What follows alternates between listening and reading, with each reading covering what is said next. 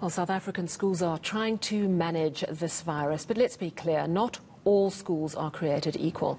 Our education system is divided, often along the lines of race and class. That divide could spell trouble during this pandemic. And to dig a little deeper, reporter Michael Marillier joins me now. Good evening, Mike. Experts say large groups are bad at the moment.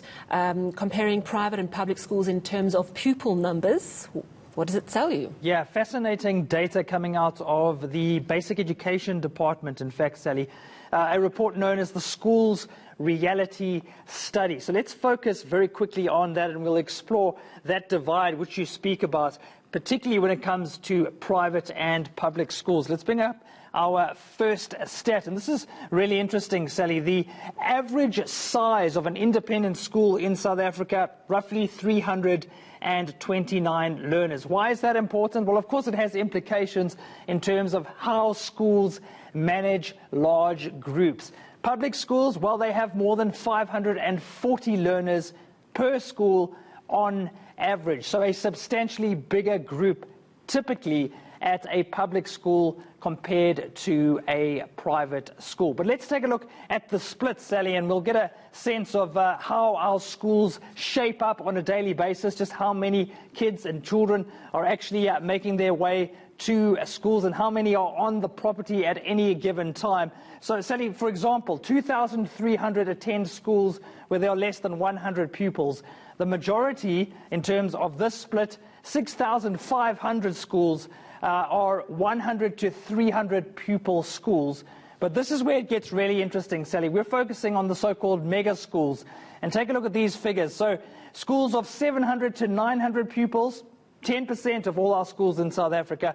900 to 1,100, around about 8% of all schools in the country. And that figure at the bottom, perhaps most disturbing, Sally, 3% of all our educational institutions, schools in this country, have more than 1,500 pupils. That is a lot of people, a lot of children to manage on a daily basis. If we bring up our final graphic very quickly, Sally, that'll just bring it home for you. Nearly 7,000 schools in South Africa cater for 700 pupils or more on a daily basis. Of course, we know all of this is part of a phasing in process, the grade 7s and the matrics coming in today. But eventually, Sally, all these pupils will have to go back to school. And can you imagine having to manage a school of 1,500 pupils all in the same place? Yeah, and it's the space as well. Just speaking to Dr. Viriava earlier, and she was saying that we have to keep up the push for mobile classrooms, for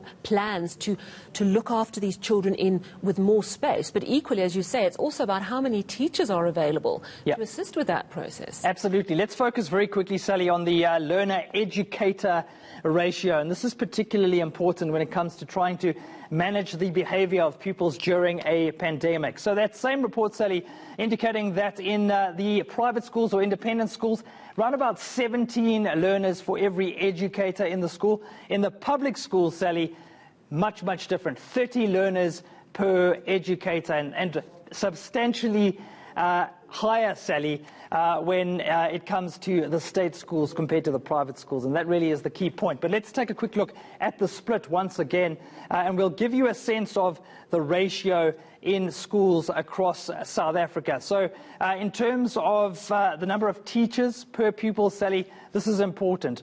Around about 2,060 schools have a ratio of 16 to 20, which is fairly manageable, I suppose. About 5,000 have a ratio of 26 to 30. 6,400 have a ratio of 31 to 35, Sally, and that's edging towards quite a big group. But take a look at this, Sally. We've got close to 3,600 of 36 to 40, 866 schools where the ratio is between 41 and 45, and 185 schools, Sally, where the ratio is above 50. And again, if we look at the percentages, Sally, just take a look at that. For example, 4% of all schools in South Africa, a ratio of 41 to 45. 1% of schools in South Africa with a ratio above 50. It might not sound like a lot, but if you take a look at that graphic, that's still 185 schools. So a substantial amount of pupils having to learn in those situations. And let's wrap it up, Sally, with this number, which I think really sums it up. We've got 11,330 schools where children are basically being taught in a group above 30 by a single educator. And that's one of the challenges that schools will face as they try to deal with this pandemic and protect children from getting the virus. And I think it's so crucial that we start looking at this issue now as water and sanitation are they're providing some solution to get the children back to school. This is the bigger challenge, how we deal with overcrowding, how we separate those classes out when there aren't enough classrooms and there aren't enough teachers. So it's good that you highlight that. Yep. The next challenge on the horizon. Absolutely, and of course this pandemic, Sally, really putting front and centre issues like availability of textbooks, availability of desks. You know, we can't live in an era where we have 2 or 3 children having to share a textbook anymore. It's just simply not healthy in more ways than one. Yeah, you're absolutely right. Thank you very much, Michael Marillier.